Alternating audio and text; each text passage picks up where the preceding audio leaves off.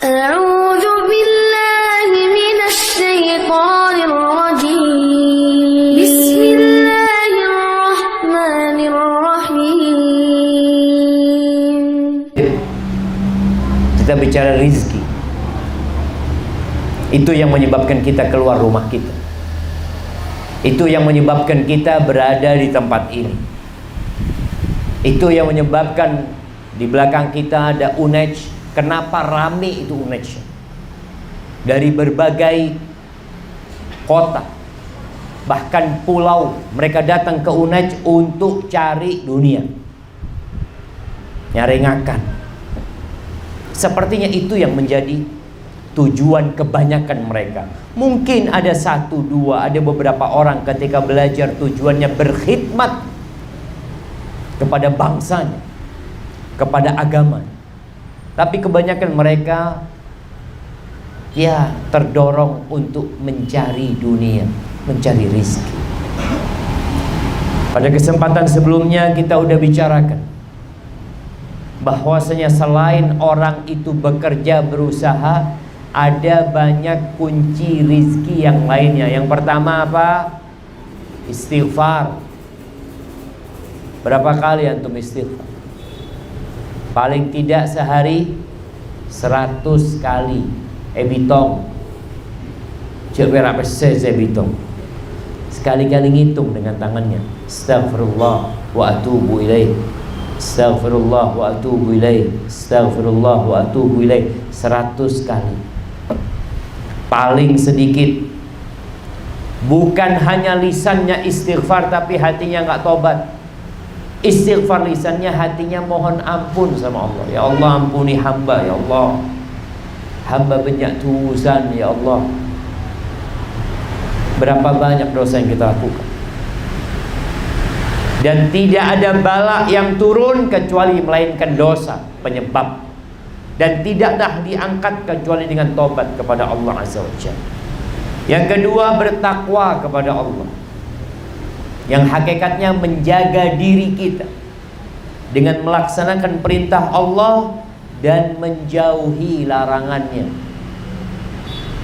Kita bacakan pada waktu itu firman Allah Azza wa Jalla, walau anna ahlal qura amanu wattaqau lafatahna alaihim barakatin minas sama'i wal ard walakin kadzabu. Andai kata penduduk negeri itu beriman dan bertakwa, niscaya Allah akan bukakan pintu berkah. Beriman dan bertakwa, berkah, rizkinya bermanfaat. Kalau antum melihat ada orang kaya, Ustaz, kaya raya, sholat gak pernah, ke masjid Jumatan gak, maksiat kerjaannya. Ya, kita melihat. Tapi rizkinya kok banyak. Nah, berkah dicabut dari dia. Banyak rizkinya tapi tidak dapat menikmati uang yang dia miliki. Antum tahu banyak mobil-mobil bagus yang naiki siapa? Supir. Majikannya nggak bisa naik. Nggak bisa, sakit. Dia punya mobil mewah yang menikmatin supirnya. Berapa banyak villa-villa yang Masya Allah mahal harganya, mewah dan indah. Siapa yang menempati? Pembantu.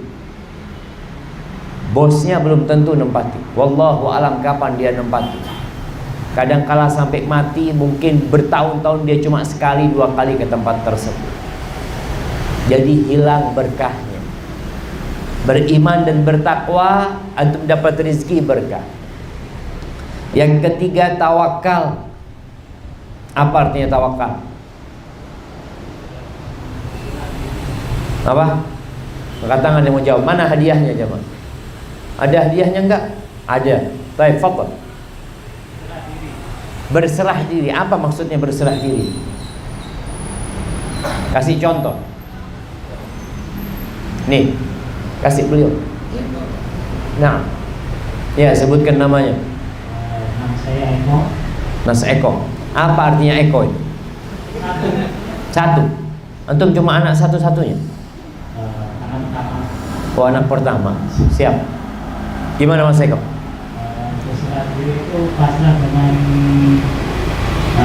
kodrat Allah, pasrah dengan takdir yang diberikan oleh Allah. Siap, kasih hadiahnya. Jamaah, tawakal itu artinya percaya sama Allah dan menyerahkan semuanya sama Allah Azza wa Jalla. Ya udah. Bicara COVID-19, kita mungkin sudah cuci tangan kita dengan hand sanitizer. Mulut udah ditutup pakai masker. Salaman nggak mau. Nggak apa-apa. Kalau memang kita kadang-kala nggak mau salaman itu bukan karena kita takut sama orang ini, tapi kita menjaga orang ini. Mungkin ana yang terinfeksi, ana nggak tahu. Kita nggak tahu kalau kita terinfeksi. Kalau batuk pilek mulai lambat, batuk pilek tak ada beres. Sekarang ini kondisinya mencekam.